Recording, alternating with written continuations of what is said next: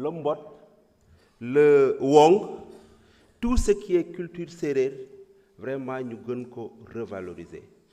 C'est dans ce cadre que dans la commune de Ngoundiane, on a pris l'initiative pour organiser un grand festival culturel.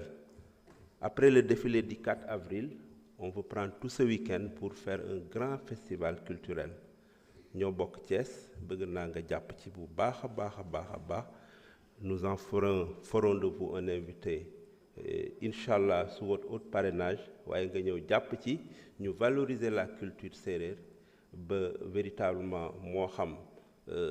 sérère sin, sérère non, sérère doute, parce que le Thiès a la particularité de regrouper toutes les dialectes sérères. Donc, autour de Ngoundiane, nous voulons créer en tout cas cette diversité pour revaloriser, parce que Senghor disait que tout commence par on commence par la culture, on retourne par la culture. La culture est la base du développement. Je les félicite, de l'encourager. Vous êtes dans un secteur extrêmement important et je pense que les gens qui vous ont mis là-bas, les autorités, les plus hautes autorités, savent votre engagement. Merci beaucoup. Honorable Mbaye Dione. Honorable Djimo Souare, mën ngaa ñëw jël kàddu.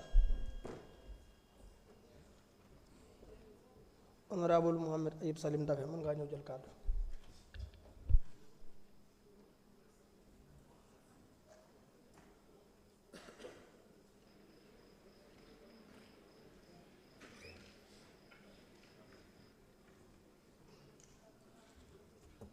Merci, jërëjëf Président.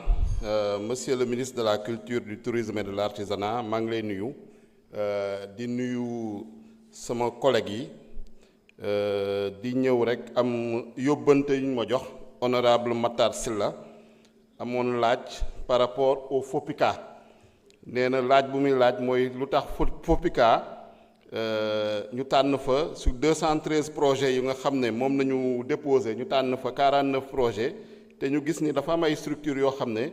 am nañu ñaari financement ci benn at ñu bëggoon ci ay leeral honorable Madi Danfakha suñu rapporteur général bi également moom di le remercier pour sa présence à la 6e édition de la foire régionale de l'artisanat de Tambacounda et di ñaan ñu réhabiliter le village artisanal de Tambacounda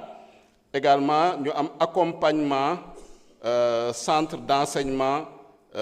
des professions rurales de Missira qui n'est pas fonctionnel. Sama collègue également Alphonse Mané Sambou moom itam mu ngi laaj situation hôtel yu ñu tëj dans la commune de Diembéring donc lu wër Cap Skirring di la féliciter tamit ci sa présence lors de la fête du roi d'Oussouye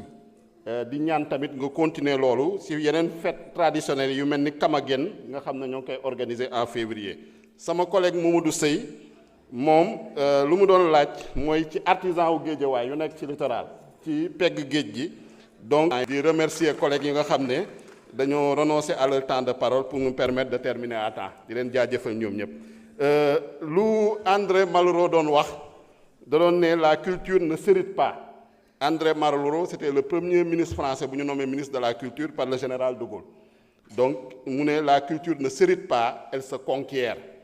te yaakaar naa ni lu ñu fi ñëpp wax par rapport à la culture effectivement am na héritage am na loo xam ne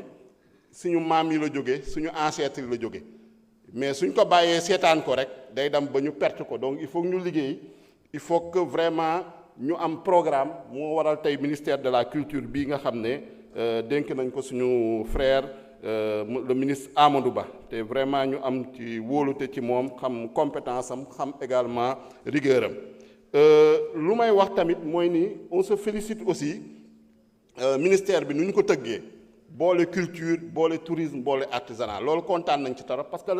daawaati géej 14e législature ñetti ministère la woon de culture da doon jàll tourisme jàll artisanat jàll tey ñu dajale ko daf ko benn ministère pour plus de cohérence parce que question ñu fi wax yépp c'est des questions complémentaires donc ñu gis ni loolu am na solo may ñëw nag di plaider pour la région de Sédhiou sama collègue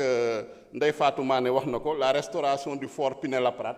qui est en ruine vraiment c'est un fort qui date du 19e siècle 1844 donc di wax ni Sédhiou c'est la première capitale de la Casamance. Relance aussi des journées culturelles Mandeng de Sédhiou loolu tamit doléance la et surtout maanaam préservation du Kankourang. Kankourang, le rite d'initiation mandingue, patrimoine culturel immatériel de l'UNESCO, de l'humanité de l'UNESCO, mais qui est en voie de banalisation. Gis nañ ci ay incidents yu bëri au niveau récemment à Ngaparou, à Kolda, te boobu am na comité d'initiative boo xam ne jóg na mooy nga xam ne waa Casamance yi Kolda, Sédhiou, Ziguinchor ak waa Mbour pour jéem a préserver le Kankourang te bind nañ la pour nga recevoir leen loolu tam bëggoon nañ nga jàpp ci. leneen lu ñuy wax également mooy te lu ñu ci jublu mooy organiser des assises et des conclaves sur le Kankourang yaakaar naa loolu sa compétence war nga si jël décision vraiment Kankourang ñu préserver ko ñu bañ ko banaliser parce que c'est un mythe et vraiment c'est un rite sacré. lu may wax également mooy si le royaume du Kabou c'est un royaume qui a existé dans la Sénégambie méridionale entre la Gambie, le sud de la Guinée-Bissau et la Casamance. Le dernier roi c'est Dianké-Wali Sané donc ñu ko jiite woon c'était les Sané, les Mané, les Sonko, les Sagna ñoo jiite woon royaume boobu bëgg nañ vraiment ngeen revaloriser patrimoine boobu te day dem dans le cadre de l'intégration régionale. fu ñuy terminer mooy la préservation également de la culture Baynunk qui est la culture fondatrice en Casamance c'est les premiers occupants de la Casamance ñu bàyyi leen xel bu baax. Et enfin également la mosquée de Karantaba dans le Pakao qui date du XIIIe siècle donc ñoo ngi leen di jaajëfal di leen souhaiter une pleine en tout cas très bonne exécution yow ak say collaborateurs je vous remercie.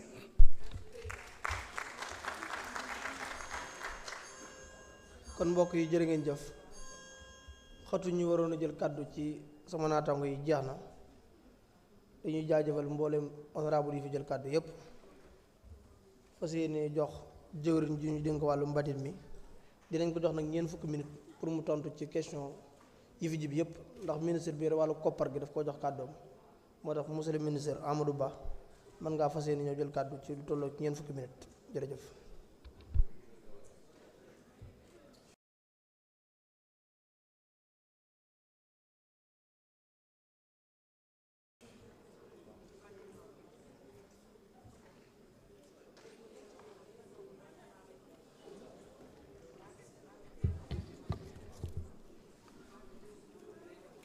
asalaamaaleykum